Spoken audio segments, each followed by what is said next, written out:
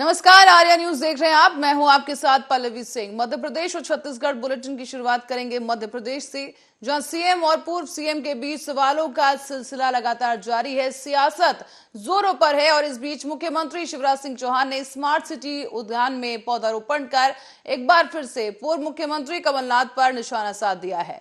CM Shivraj का यह कहना है कि कांग्रेस के झूठे वादे हर रोज उजागर करने का काम करता हूं। जितने वादे ध्यान में आए वो सब के सब उजागर कर दिए हैं।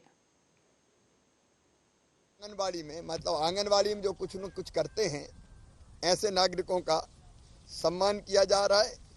11वीं और 12वीं के बच्चों की कैरियर और रोजगार की काउंसलिंग भी की जा रही है। दतिया में विकास प्रवक्ता नियुक्त किए हैं, जो अपने शब्दों में स्थानीय भाषा में समस्त विकासकारी और हितग्राही मूलक योजनाओं की जानकारी देने का काम कर रहे हैं। पानी बचाने का अभियान चल रहा है, उसमें नल पूजा कर रहे हैं और पानी के महत्व को प्रतिपादित कर रहे हैं कि पानी की बूंद व्यर्थ ना जाए। हरदा जिले में नहर चौपालों का आयोजन हो रहा है, जिसमें किसान नहरों एवं सिंचाई से संबंधित समस्याओं की जो समस्याएं थी उनका निराकरण हो रहा है। लाडली लक्ष्मियों का सम्मान और लाडली बहना योजना का प्रचार प्रसार भी चल रहा है।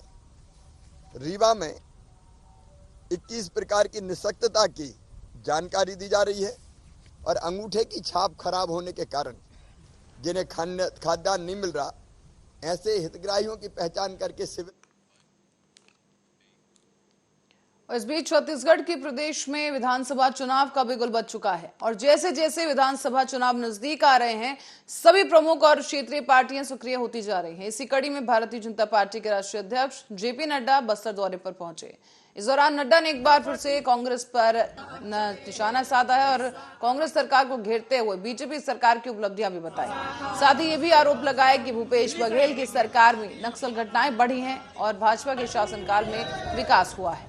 कांग्रेस का दूसरा नाम छलावा है और भाजपा विकास के लिए बनी है और कांग्रेस विकास का अवरुद्ध करने के लिए बनी है। नड्डा ने यह भी कहा कि पूर्व प्रधानमंत्री अटल बिहारी वाजपेयी ने छत्तीसगढ़ राज्य बनाया था और गांधी परिवार छत्तीसगढ़ में पिकनिक मनाने आती है। एक मिनट।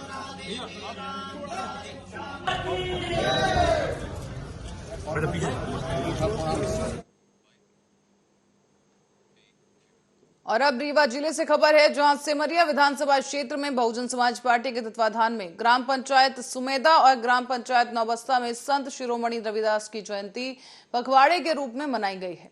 इस दौरान कार्यक्रम के सर्वप्रथम मुख्य अतिथि बसपा नेता पंकज सिंह पटेल ने माल्यार्पण कर कार्यक्रम को संबोधित किया।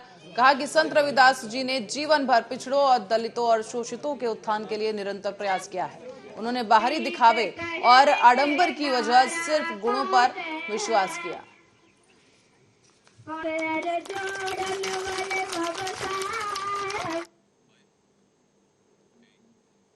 लोरमी क्षेत्र के गांव सिलतरा में चंद्रभान भानु डहरिया के चल रहे 7 दिवसीय सतनाम विजय अर्थबल ग्रंथ में क्षेत्र से हजारों की संख्या में श्रद्धालुओं ने पहुंचकर बाबा गुरु घासीदास के संत संदेश पर आधारित ज्ञान अमृतपान कथा का रासपान किया है।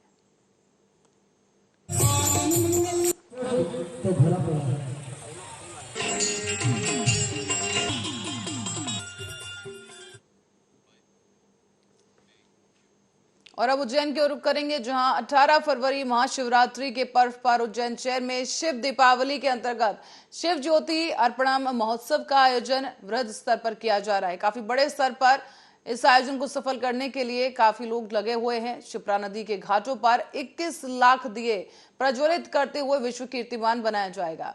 इस महोत्सव की प्रारंभिक तैयारियों के अंतर्गत घाटों की फायर फाइटर के माध्यम से धुलवाई का कार्य भी करवाया गया है और साथ ही साथ नगर निगम के द्वारा घाटों पर मार्किंग कराने का कार्य भी शुरू कर दिया गया। इसमें दीपक जलाए जाएंगे और महोत्सव के अंतर्गत जहां जहां दीप लगेंगे उसे अलग अलग सेक्टरों में विभाजित करते हुए व्यवस्था की जाएगी। साथ ही जानकारी के लिए बता दें आपको कि प्रत्येक सेक्टर में मार्किंग का कार्य पूरा होने के साथ ही दीपक लगाने का कार्य भी शुरू कर दिया जाएगा। हमारी समस्या ये है कि हम हमारे विभाग का कार्य करेंगे, अन्य कार्य नहीं करेंगे। अन्य कार्य करने के लिए शिक्षा विभाग भी है, नगर निगम भी है और बहुत सारे विभाग हैं, उनसे भी काम करवाया जाए कम तनख्वाह पर। हमको इतना सारा काम करवाते हैं, हर कहीं ड्यूटी लगा देते हैं। क्या है ये, क्या लगा रखा है ये? हमारी तनख्वाह भी टाइम पर नहीं आती है और जब कहने के लिए जाते हैं कि तनख्वाह नहीं आ रही है तो बोले आ जाएगी 2-4 रोज में आ जाएगी। अभी मेरी पिछले महीने की तनख्वाह नहीं आई है और जो उसके पहले वाले महीने की तनख्वाह है उसमें भी 1000 बाकी है और अभी ये जनवरी का महीना तो ऐसा ही गया हुआ है। तो बताइए अब हम बिना पेमेंट के छोटी सी तनख्वाह में कैसे हमारा गुजारा करें? हम लोग। और अंबिकापुर से खबर है जहां पर सीपीएल T20 क्रिकेट प्रतियोगिता कार्यक्रम में शामिल होने के लिए खाद्य मंत्री अमरजीत गांधी स्टेडियम पहुंचे। इस बीच ड्यूस बॉल क्रिकेट प्रतियोगिता का शुभारंभ खाद्य मंत्री अमरजीत भगत ने बल्लेबाजी कर किया और खिलाड़ियों से भी उन्होंने मुलाकात कर उन्हें शुभकामनाएं दी हैं। खाद्य मंत्री अमरजीत भगत ने 2 दिनों तक चलने वाले इस प्रीमियर लीग को सरगुजा के लिए एक बड़ी उपलब्धि बताया है। साथ ही साथ अमरजीत भगत ने मीडिया से बातचीत करते हुए कहा कि खेल चाहे क्रिकेट का हो या राजनीति का, शॉट मारने का ही मजा अलग होता है। छत्तीसगढ़ में सिर्फ एक व्यक्ति शॉट लगा रहा है जिसमें सभी लोग आउट हो रहे हैं और वो छत्तीसगढ़ के मुख्यमंत्री भूपेश बघेल हैं। इनके नेतृत्व में लगातार चौके और छक्के लग रहे हैं जिससे छत्तीसगढ़ की योजनाएं केंद्र तक सफल हो रही हैं।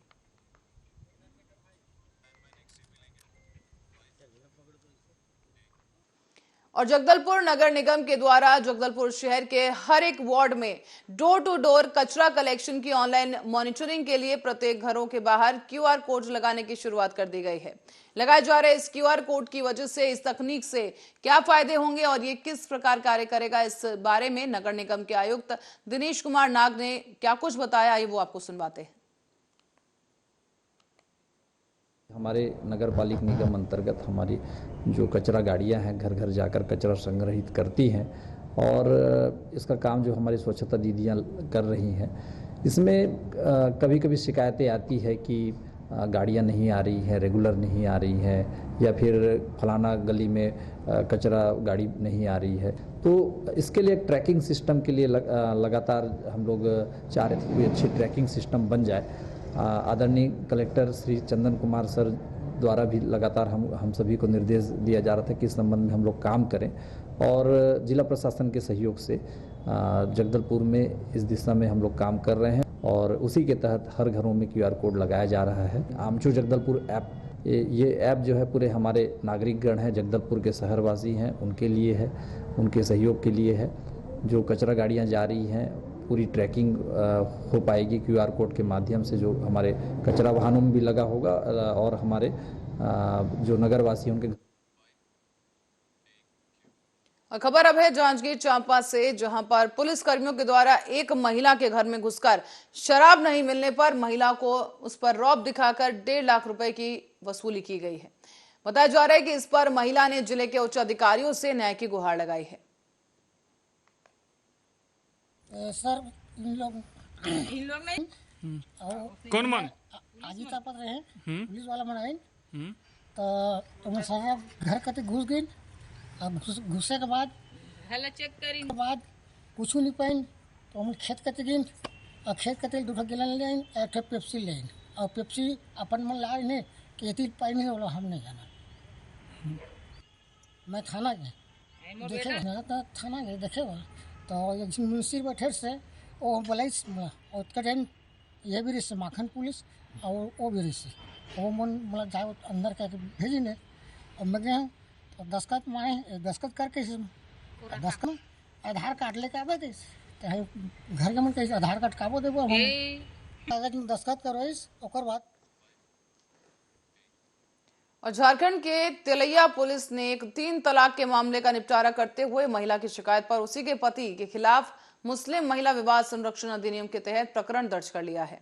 दरअसल आपको बता दें कि पिछले दिनों पति ने मायके में रह रही अपनी पत्नी को व्हाट्सएप पर 3 तलाक बोलकर 3 तलाक लिखकर भेजा और ये मैसेज भेजकर फिर लिखा कि अब हमेशा के लिए रिश्ता समाप्त हो गया है, खत्म हो गया है। तो इस बात से पहले परेशान होकर महिला पुलिस के पास पहुंची और न्याय की गुहार लगाई गई, जिसके बाद पुलिस ने महिला के पति के खिलाफ मुकदमा दर्ज कर लिया है। फरियादिया नामिया खान द्वारा एक लिखित आवेदन थाने में प्रस्तुत किया था कि उसके पति ने व्हाट्सएप पर उसको 3 बार तलाक लिखकर भेजा है और रिश्ता खत्म कर दिया है।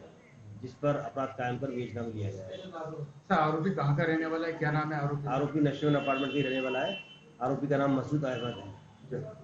सर, इनके किस कारण तलाक दी है अपनी पत्नी से तलाक? अब इन दोनों के व्यक्तिगत मतभेद रहे हैं। पूर्व में भी इनका मामला जिला न्यायालय में चल रहा है। उसके बाद इनकी शादी कब हुई? और अब अंबिकापुर की ओर रुख करेंगे, जहां पर साल 2023 के पहले लोक अदालत का आयोजन संपूर्ण देश के साथ साथ सरगुजा जिले में भी किया गया है। लोक अदालतों में प्रकरण के निराकरण के लिए सरगुजा जिले में 14 और सीतापुर में एक खंडपीठ का गठन कर दिया गया है। इस लोक अदालत में कई मामलों पर करीब 1105 प्रकरण का निराकरण करवाया गया है। जी, आज लोक अदालत में साल की पहली नेशनल लोक अदालत थी। इसमें सभी सिविल प्रकृति के मामले, टैक्स के मामले, एमएसएटी के मामले, चेक के मामले और आपराधिक में वो जो राजीनामा योग्य होते हैं, जिनको सीआरपीसी के साथ 320 में बताया गया, जो राजीनामा योग्य है, इस तरह के मामले लोक अदालत में आते हैं। कुछ ऐसे मामले भी होते हैं जो कोर्ट में आने से पहले ही निराकरण का प्रयास किया जाता है, उनको प्री लिटिगेशन के मामले हम कहते हैं। तो प्री लिटिगेशन के तो 140 मामले निराकृत हुए।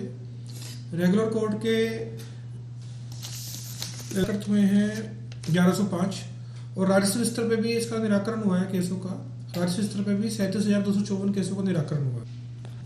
देखिए, लोक अदालत और मंदसौर जिले के सुवासरा थाना क्षेत्र में गांव गुरडिया प्रताप में चचेरे भाइयों ने पैसे के लिए अपने ही छोटे भाई को मौत के घाट उतार दिया। बताया जा रहा है कि आरोपी ऑनलाइन रमी गेम खेल रहे थे और इसके आदी हो चुके थे। लाखों रुपए इस गेम में पैसे गवा चुके थे आरोपी, और इसका खुलासा पुलिस अधीक्षक अनुराग सुजानिया ने किया है। को एक 16 वर्षीय बालक की थाना सुवासरा में गुमशुदगी दर्ज हुई थी, जिसमें प्रथम दृष्टया ऐसा क्लेम किया गया था कि उसके संबंध में एक फिरौती का कॉल भी आया, जिसमें 5 लाख की फिरौती मांगी गई है। थोड़ा सा उस वक्त टेक्निकली जो कहानी है वो मैच नहीं हो पा रही थी, परंतु ये सत्य था कि बालक मिसिंग है, तो उस हिसाब से हमने प्रकरण रजिस्टर कर लिया था। कल शाम को, यानी कि 10 तारीख की शाम को सूचना मिली कि एक रास्ते में कहीं किनारे पे एक बोरी में एक लड़की की लाश पड़ी हुई है, जो कि 2-3 दिन पुरानी है। जब उसको तस्दीक कराई गई और पहचान कराई गई, तो उसमें वो हमारा जो बालक गुम हुआ था विदेश प्रजापति, उसी की लाश निकली। इसमें जब तथ्यों पर जांच करना शुरू किया और आसपास जो संदेही थे और परिवार वालों से जिन पर संदेह हो रहा था, उनके बारे में जब तस्दीक करना शुरू किया, तो हमने कुछ लोगों को हिरासत में लिया। जब उनसे सख्ती से पूछताछ करी तो उन्होंने अपना जुर्म करना कबूल किया, जिसमें 2 आरोपी अभी हमारी हिरासत में, जिसमें एक का नाम है शुभम प्रजापति, दूसरे का नाम है, जो कि उसी का कजन ब्रदर है, अजय प्रजापति। इनके द्वारा उसका। और झाबुआ जिले से खबर है, ग्राम खच्चर टोढ़ी में आने वाला एक गांव पंचकोया में कैथोलॉजी चर्च स्थित, जहां पर 12 फरवरी को चंगाई सभा का प्रतिवर्ष आयोजन किया जाता है। इसी आयोजन को लेकर विरोध के तौर पर जनजाति सुरक्षा मंच के बैनर तले सैकड़ों की तादाद में कार्यकर्ताओं ने उपस्थित होकर जिला कलेक्टर के नाम तहसीलदार मेघनगर को ज्ञापन सौंपा है। साथ ही आपको बता दें कि पंचकोई में आयोजित किए गए चंगाई सभा कार्यक्रम स्थगित करने की मांग उठाई गई है।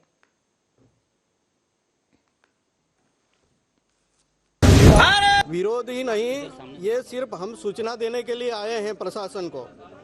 और इस प्रकार की अगर भविष्य में इस प्रकार के कार्यक्रम होते हैं इस जनजातीय क्षेत्र में, और प्रदेश के अन्य प्रदेशों से लोग आते हैं, जिले भर के लोगों को इकट्ठे करते हैं और एक चंगाई सभा करते हैं, तो ये जनजातीय समाज, ये आदिवासी समाज खुलकर उसका विरोध करेगा। और हमको जो जैसा भी करना पड़ा उसके लिए हमारा जनजातीय समाज आज तैयार है और लड़ने के लिए भी तैयार है। आगे जो भी परिस्थिति बनेगा उसके लिए हम लोग करेंगे। इसलिए आज हम प्रशासन को सतर्क करने के लिए कलेक्टर महोदय के नाम से हमने पत्र दिया है और उनको सूचना करी है। भोपाल रेलवे स्टेशन के प्लेटफॉर्म नंबर 6 के सामने एक होटल कारोबारी को धमकाते हुए ट्रैफिक एसीपी पराग खरे का वीडियो सोशल मीडिया पर वायरल हुआ है। आरोपी है कि एसीपी 5 पुलिसकर्मियों के साथ ब्रजवासी भोजनालय पहुंचा और कारोबारी को किराया बढ़ाने की बात पर धमकाने लगे। गाली गलौज की गई और साथ ही कारोबारी से मारपीट भी हुई है। जी, एक सोशल मीडिया पे अभी एक वीडियो, साथ ही साथ में एक जो आवेदन है, लिखित आवेदन भी कमिश्नर कार्यालय में दिया गया है, जिसमें कि जिनकी इस संबंध में जो भी आरोप लगाए गए हैं उसकी जांच की जा रही है और जांच में जो भी तथ्य सामने आएंगे उसके अनुरूप कार्रवाई की जाएगी। अभी तक की जो प्राथमिक जांच आपने करी होगी उसमें क्या निकल गया, किस बात को लेकर विवाद? होटल संचालक क्या आरोप लगा रहा है? नहीं, अभी जो जांच है इसमें जो आवेदक है, आवेदक के सबके बयान लिए जाएंगे। उनके पास जो भी ऑडियो वीडियो क्लिप्स और साक्षी हैं आसपास के, स्वतंत्र साक्ष्य हो गए, ऑडियो वीडियो क्लिप्स हो गई, और सभी के पक्ष सुने जाएंगे और उसमें जो भी तथ्य। और अंबिकापुर के हरा टिकरा में बेखौफ जेसीबी चालक के द्वारा एक महिला वनकर्मी पर जेसीबी चढ़ाकर कुचलने का प्रयास किया गया और हाल ही में यह घटना सामने आई है। इस बीच महिला के द्वारा इसकी सूचना आला अधिकारियों के साथ साथ थाने में भी लिखित शिकायत दर्ज कराई गई। अब बताया जा रहा है कि आरोपी मौके से फरार हो चुका है। हालांकि वन विभाग के आला अधिकारी मौके पर पहुंचे और जेसीबी मशीन को जब्त कर लिया गया है।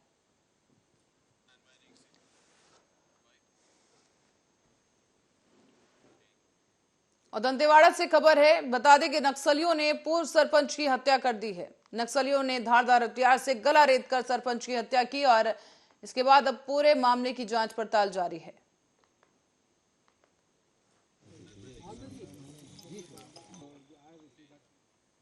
और अब मामला है वन परिक्षेत्र चिरमरी का, जहां पर SECL के बिना टीपी के लिए लंबे समय से कोयले का रेलवे का परिवहन किया जा रहा था। इसी का संज्ञान लेते हुए वन परिक्षेत्र अधिकारी मौके पर पहुंचे और लगभग 8 जगहों पर कार्रवाई की गई है। आपको बताते चलें कि इस तरह से परमिशन ली जाती है पहले, लेकिन परमिशन क्योंकि नहीं ली गई थी और वन विभाग को खनिज परिवहन के एवज में कर का जो है भुगतान किया जाता है, लेकिन वो नहीं किया गया।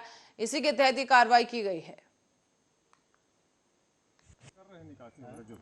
वो हम लोग को रोका नहीं गया कहीं पर। अच्छा, ठीक है ना, हमको ऊपर से हम लोग को कोई ऐसा रुकने का आदेश नहीं दिया गया। पहला चीज। दूसरा चीज, जिस टीपी वाला जो इशू है उसके बारे में हाईकोर्ट वाला आपको टीपी का इशू की जानकारी कैसे मिली जब आपको कोई निर्देश नहीं है? नहीं, रोकने का निर्देश नहीं है, लेकिन टीपी मांगा गया, हमने आप लोग के पास जमा कराया। हाँ, टीपी हम मुझे ये बताए कि ये बैगन से जो माल जाता है ये किस टीपी से जाता है? इसके लिए क्या कोई अलग से टीपी है? नहीं है, उसी टीपी से जाता है। ठीक है, वो टीपी हमारे यहाँ जमा कर दिए। इस कारण से आपकी मालगाड़ी खड़ी है। इसका मतलब आप चोरी कर रहे हैं। आपका सुनिए सर, आप एक्सेप्ट कर रहे हैं कि मैं माल जा रहा है। तो जब आपने टीपी हमारे यहाँ जमा कर दिया है, यानी कि आप चोरी काम कर रहे हैं, प्रयास कर रहे हैं। इस पर हमको जो ऊपर से आदेश हमारे कंपनी देगी आदेश, वो हम पालन करेंगे। आप पालन कीजिए। ठीक है। अभी मैं ये मान लूं कि आप चोरी कर रहे हैं ना? नहीं, आप कैसे मानेंगे? ये हमको अपने कंपनी का आदेश मानना है। ठीक है, मैं अपनी कंपनी के अधिकारियों का आदेश मान रहा हूँ। आप क्या टीपी जारी किए हैं? ठीक, आप टीपी जारी किए हैं। देखिए, टीपी वाला जो सिस्टम है, मैं उसके लिए आप अभी जो बैगन लोड कर, यहाँ के जो साइड एरिया मैनेजर हैं उनको मैं तलब किया मौके पर। कुछ कोयला बैगन खाली मिला, उनके द्वारा यह स्वीकार किया गया है कि मैं विदाउट टीपी का परिवहन कर रहा हूँ। मेरे द्वारा उनको चेतावनी दी गई। उसके बाद भी उनके द्वारा यह कहा कि मैं आप वन विभाग और शासन के आदेश नहीं मानूंगा, मैं अपने विभाग का मानूंगा। तो उनकी मामला है, मैं इसको अपराधी के रूप में मान करके आरोप गलत कार्य होने के नाते मैं इस संबंध की जानकारी मैं वरिष्ठ अधिकारी को अभिलेख करूंगा, बताऊंगा। आगे किस प्रकार कार्रवाई करेंगे सर इसमें? आगे क्या जब ये शासन के निर्देशों का पालन ये नहीं करेंगे तो हमारा अधिकारी कराने के लिए मजबूर बाध्य करेगा ही नहीं। अभी वर्तमान में इन्होंने ये एक्सेप्ट किया कि हमारे अधिकारी जो हैं विदाउट टीपी से माल परिवहन करने के लिए निर्देशित किए हैं। चूंकि स्पष्ट हो गया कि बिना टीपी हमारे पास जमा है, तो किस टीपी का उपयोग कर रहे हैं। और सरगुजा से खबर है, बताया जा रहा है कि सड़क सत्याग्रह के सदस्यों ने खाद्य मंत्री अमरजीत भगत से मुलाकात की और इसी दौरान उन्होंने ज्ञापन सौंपकर अपनी मांग रखी है। कहा गया है कि सरगुजा संभाग की ज्यादातर सड़कें जर्जर हालत में हैं, जिनका जल्द से जल्द सुधार करवाया जाए। मांग जो सड़क सत्याग्रह का मांग है, मेरे ख्याल से पूरे छत्तीसगढ़ में और एक तरह से पूरे हिंदुस्तान में ये बहुत ही बेहतरीन एक सत्याग्रह है। जो गैर राजनीतिक व्यक्ति इसमें शामिल हैं, डॉक्टर हैं, इंजीनियर हैं, और ये अपने तरीके से हर जगह जहाँ पे सड़कें खराब हैं उसको जनप्रतिनिधियों के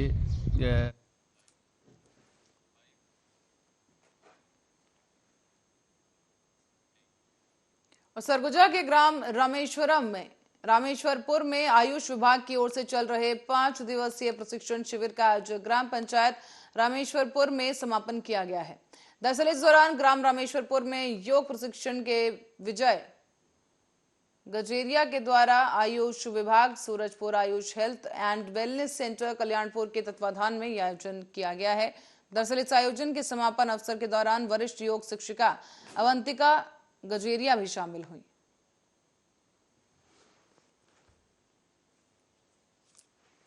जो है कि योगा था, योगा में हम लोग भाग लिए। इसमें जो है कि हम लोगों का शरीर एकदम माने झिनझिनाहट आ रहा था। इसमें जो है कि 5 दिन का योगा में हम लोग भाग लिए। आयुष मंत्रालय, आयुष संचालनालय और जिला आयुर्वेद की ओर से 5-5 दिवसीय योगाभ्यास के लिए योग प्रशिक्षण शिविर का आयोजन किया गया था, जिसमें आज हम ग्राम रामेश्वरपुर में 5 दिवसीय योग शिविर का समापन किए हैं। शासन के निर्देशानुसार लोगों को स्वास्थ्य लाभ मिल सके, इसके लिए अधिक से अधिक संख्या में हमने योग शिविर के माध्यम से लोगों को बुलाया। इसमें छोटे बच्चों से लेकर बुजुर्गों, महिलाओं और विशेषकर युवक युवतियों को हमने योगाभ्यास कराया और स्वास्थ्य लाभ के लिए वो जागरूक किया गया। इसमें रोगों के निदान के लिए अनेक प्रकार के औषधियों के बारे में भी बताया गया और योगा प्रशिक्षण दिया गया।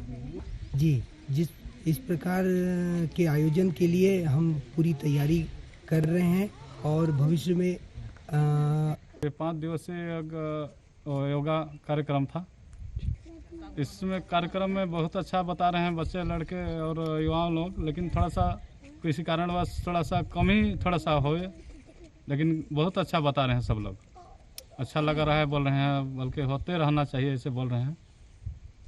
बता रहे हैं आराम हो रहा है, दर्द तो हट रहा है योग करने से, प्रसन्न है, खुश हैं। कैसे मामा जी? होते रहना चाहिए, ऐसा कार्यक्रम होते रहना चाहिए सरकार। और इस बीच भारतीय जनता पार्टी के वरिष्ठ नेता शिव प्रताप शुक्ला हिमाचल प्रदेश के राज्यपाल बनाए गए हैं। इससे बीजेपी कार्यकर्ताओं में खुशी की लहर देखी गई, जबकि शिव प्रताप शुक्ला भारतीय जनता पार्टी के उन कार्यकर्ताओं में शामिल हैं जो कि इसके नींव के पत्थर माने जाते हैं।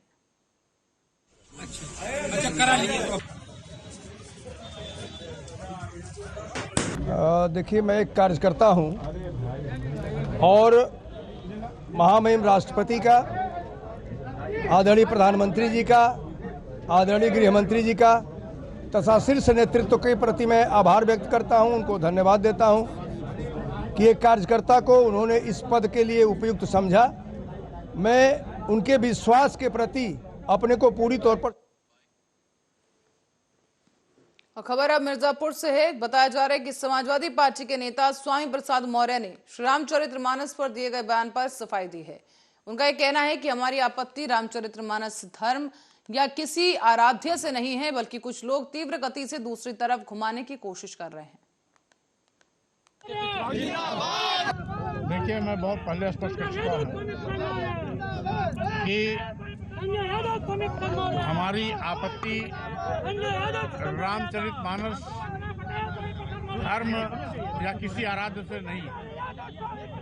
रामचरितमानस की कुछ चौपाइयों के माध्यम से इस देश की महिलाओं, आदिवासियों, दलितों और पिछड़ों को नीच, अधम, प्रताड़ित, अपमानित करने की बात की गई है, जो आपत्तिजनक है। इस आपत्तिजनक टिप्पणी को संशोधित किया जाए या प्रतिबंधित किया जाए, जिससे कि देश की महिलाओं, आदिवासियों, दलितों, पिछड़ों के सम्मान की रक्षा हो सके।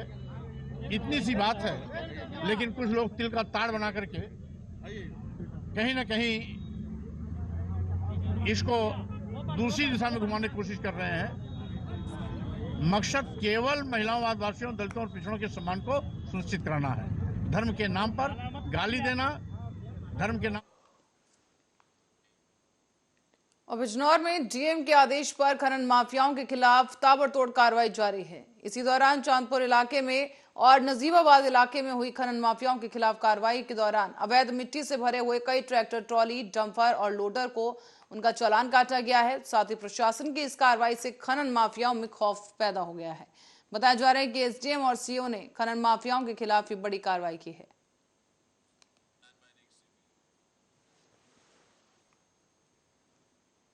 और अब रायबरेली की ओर रुख करेंगे, जहां से खबर है कि पुलिस की लचर कार्यशैली से अपराधियों के हौसले इतने बुलंद हो गए हैं कि बेखौफ लुटेरों ने घर के अंदर घुसकर बुजुर्ग महिला से पहले मारपीट की और फिर लाखों के जेवरात और नकदी लेकर फरार हो गए।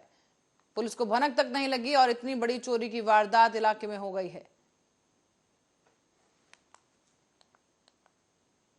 रात में कोई भी घर पे आया, अलमारी खोल के देखा, सास को हमारी मारा भी है, उसके होश भी नहीं है, गटाई पे पकड़ के ऐंठ दिया, काने का बाबा तरह गिर के पड़ा है वे। और फिरोजाबाद के लाइनपार थाना क्षेत्र में चल रहे कार्यक्रम के दौरान कुछ असामाजिक तत्वों ने खलल डाल दिया है। आरोपी है कि आरोपी युवकों ने कार्यक्रम में आई युवतियों के साथ पहले छेड़छाड़ की, तो वहीं इस कार्यक्रम के दौरान पथराव भी किया गया। पीड़ित पक्ष ने लूटपाट का भी आरोप लगाया है। दरअसल मामला है आरएस गार्डन का। यहां पर कार्यक्रम चल रहा था, लेकिन इसी दौरान अचानक से कुछ लोगों ने कार्यक्रम में आई युवतियों के साथ छेड़छाड़ की और उसी के साथ पथराव भी किया गया, जिससे कई लोग घायल हुए हैं। मौके पर पहुंची पुलिस ने अब जांच पड़ताल शुरू कर दी है। आरोप सामने आया है कि वाल्मीकि समाज के लोग कार्यक्रम में शामिल लड़कियों पर अभद्र टिप्पणी कर रहे थे। इसी को लेकर मामले ने तूल पकड़ लिया और वाल्मीकि समाज के कुछ लोगों ने पथराव शुरू कर दिया, जिसमें कई लोग घायल हुए। आरएस गार्डन है साहब, यहाँ प्रोग्राम है, यहाँ पे घुसे आए, ऊधम करो है, ईंट मार, लूटपाट हाथों में लगी है। मैंने किन लोगों ने मारपीट की है? वाल्मीकि साहब, वाल्मीकि। किस बात को लेकर यहाँ पे लड़ाई झगड़ा हुआ है? हमें तो पता ना पड़ो, कछु बात जे तो आप देख सकते हैं यहाँ पर तस्वीरों में साफ नजर आ रहा है कि कुछ पत्थर यहाँ पर पड़े हुए हैं। कार्यक्रम स्थल की ये तस्वीरें हैं जो सामने आई हैं और तोड़फोड़ की यहाँ पर बात सामने आ रही है। और आप देख सकते हैं घायल अपना हाथ दिखा रहा है, उसका हाथ पर चोट आई है। बताया जा रहा है कि पहले लड़कियों के साथ छेड़छाड़ की गई, कुछ मंचले वहां पर मौजूद थे और उसके बाद कुछ कहासुनी हुई और इसी दौरान पत्थरबाजी शुरू कर दी गई, जिससे कई लोग घायल हुए हैं। फिलहाल पुलिस इस पूरे घटना की जांच पड़ताल में जुटी हुई है। घटनास्थल पर पुलिस को तत्काल ही सूचना दी गई, जिसके बाद पुलिस पहुंची है घटनास्थल पर और इसके बाद तमाम लोगों की तहरीर के आधार पर अज्ञात हमलावरों की तफ्तीश इस वक्त की जा रही है। बताया जा रहा है कि कार्यक्रम के दौरान कुछ युवतियों के साथ छेड़छाड़ की गई। वाल्मीकि समाज के वो लड़के बताए जा रहे हैं जिन्होंने ये कार्यक्रम के दौरान वहां पर शांति का जो माहौल है उसे बिगाड़ने की कोशिश की है। फिलहाल किस कारण की वजह से ये पूरी घटना को अंजाम दिया गया स्पष्ट नहीं हो पाया, लेकिन जो आरोप सामने आ रहे हैं उनमें सबसे पहला आरोप यही है कि कुछ मंचलों ने लड़कियों के साथ छेड़छाड़ की, इस कार्यक्रम के दौरान पथराव किया और उसके बाद कई लोग वहां से घायल हुए और ये जो आरोपी हैं मौके से फरार हो गए हैं। बताया जा रहा है कि फिरोजाबाद की ये घटना है और यहाँ पर पत्थर पड़े हुए भी साफ देखे जा सकते हैं कि यहाँ पर काफी बड़ी ईंट पत्थर पड़े हुए हैं जिससे पथराव किया गया और साथ ही सामान भी टूट गया है। कार्यक्रम स्थल पर जो मौजूद लोग हैं वो घायल हो चुके हैं और मंचलों की इस लूटपाट का भी आरोप सामने आया कि कुछ लूटपाट भी वहां पर की गई है इन आरोपियों की तरफ से। हालांकि अभी आरोपी गिरफ्तार नहीं हो सके हैं, लेकिन पुलिस इस पूरे प्रकरण में जांच पड़ताल कर रही है। फिरोजाबाद की ये घटना है जहां एक कार्यक्रम के दौरान ये युवतियों के साथ कुछ मंचले वहां पर आते हैं, उनसे छेड़छाड़ करते हैं और उसके बाद जब कुछ कहासुनी हुई या युवतियों ने उसका विरोध किया तो फिर पत्थरबाजी शुरू कर दी गई। अब लोगों का यह भी आरोप है कि पत्थरबाजी में कई लोग जो कार्यक्रम में मौजूद थे घायल हो चुके हैं और इसी दौरान ये भी कहा जा रहा है कि जो आरोपी थे उन्होंने वहां पर लूटपाट भी मचाई है और आप देख सकते हैं कि काफी सामान जो है वहां पर टूटा हुआ बिखरा हुआ पड़ा है सामान और इसी के साथ ईंट पत्थर भी वहां पर साफ देखे जा सकते हैं जो पुष्टि कर रहे हैं इस बात की कि वहां पर पथराव जरूर किया गया है। अब वो जो पथराव करने वाले हैं वो कौन से पक्ष के थे, किसी निजी कारण की वजह से पथराव किया गया या फिर शांति व्यवस्था को बिगाड़ने की कोशिश की गई, इसका पता लगाने में पुलिस जुटी हुई है।